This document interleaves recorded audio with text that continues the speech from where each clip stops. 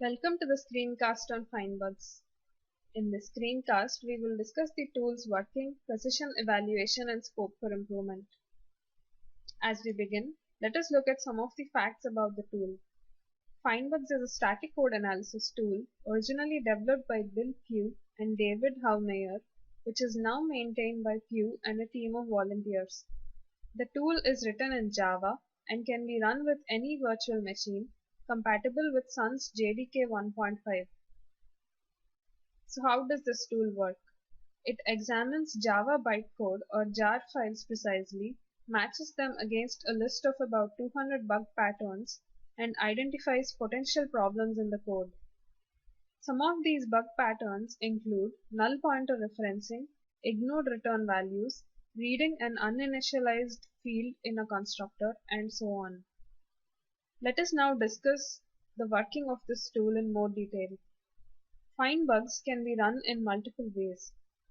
It can be run from a GUI or from command line or using Ant, or it can be installed in an integrated development environment like Eclipse, like a plugin, or using Maven.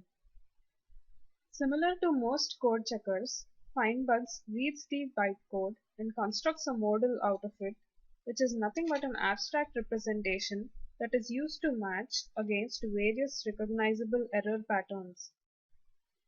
It also performs data flow analysis to infer possible values that variables might have at certain points in the program.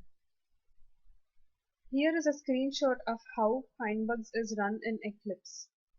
After you install the plugin, you get an option to run FindBugs on each and every project. The results are displayed in an error log window in one of the panes. In order to assess the precision of FindBugs, Antonio and team performed analysis of results generated by running FindBugs on two project repositories of a university. The repositories consisted of object-oriented programming projects developed by students. The analysis of first repository, consisting of 85 projects, demonstrated that only two groups, namely Bad Practice High and Correctness High, out of 15 groups of issues, could be considered as reliable predictors of actual defects. And one group of issues, namely Bad Practice Medium, had a precision that was practically negligible. Thus we can conclude that there is certain scope for improvement of this tool. For improvement, FindBugs supports plugin architecture that allows anyone to add new bug detectors. While the open source community on FindBugs is constantly working to make it more powerful, there are some bug patterns that are yet to be detected. Let us discuss some of them.